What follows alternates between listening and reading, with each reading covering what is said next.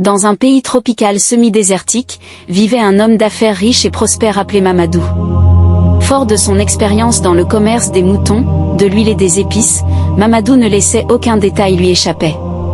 Après une courte période de sécheresse qui frappa la région, il connut une perte de 30% de son capital. Ayant compris la leçon, il voulait diversifier ses ressources en se lançant dans la création des restaurants et des pharmacies. Mais l'argent ne suivait pas, les entrées étaient moindres pour espérer investir. Et la situation devenait de plus en plus chaotique. Mais pendant ce moment, pour les autres commençants, les affaires reprenaient de plus belle. Il alla alors consulter un aîné, qui lui conseilla de changer son personnel, sans succès.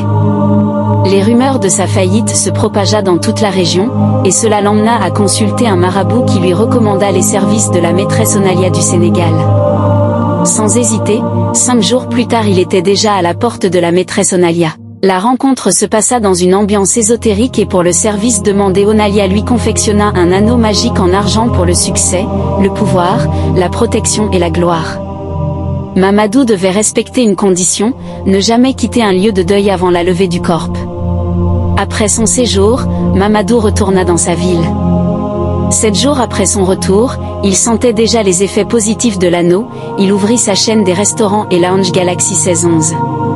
Tout allait bien jusqu'au jour où Mamadou oublia son anneau sur son bureau au marché. L'un des travailleurs appelé Bobo, le trouva et ayant estimé la valeur du bijou alla le revendre chez un bijoutier du marché central. Le bijoutier saisissant l'aubaine ne put s'empêcher de racheter une pièce d'une aussi grande valeur. Mamadou s'étant rendu compte de la perte de son anneau paniqua.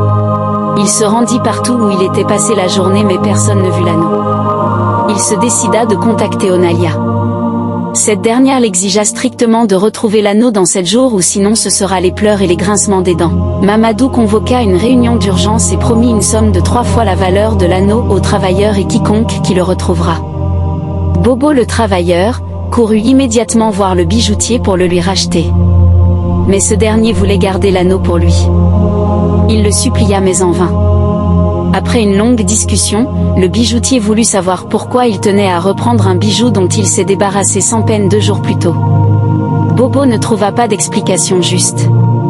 Suspectant quelque chose, le bijoutier lui demanda de repasser demain. Pour être plus sûr, il enfila l'anneau dans son annulaire gauche après le départ de Bobo. Et juste en ce moment, il ressentit ses entrailles se liquéfier, des voix parlaient dans sa tête. Il s'est mis à courir dans tous les sens, à crier et le marché fut dans la stupeur la plus totale. Ayant appris ce qui était arrivé au bijoutier, la peur envahit Bobo qui prit fuite. 5 jours plus tard, curieusement Mamadou alla voir de près la situation du bijoutier du marché quand il remarqua par hasard son anneau sur son doigt. Il se tordait comme possédé par 1000 démons. Discrètement il voulut retirer l'anneau du doigt du bijoutier, fort malheureusement il resta coincé comme si une force le retenait. Conscient du délai lui fixé par Onalia, il la contacta, et lui raconta la situation. Onalia n'eut pour seule réponse que « Je n'ai plus rien pour vous maintenant Mamadou. Je vous réserve la suite bientôt. Abonnez-vous, partagez et laissez-nous un j'aime, ça fait plaisir et ça nous motive. »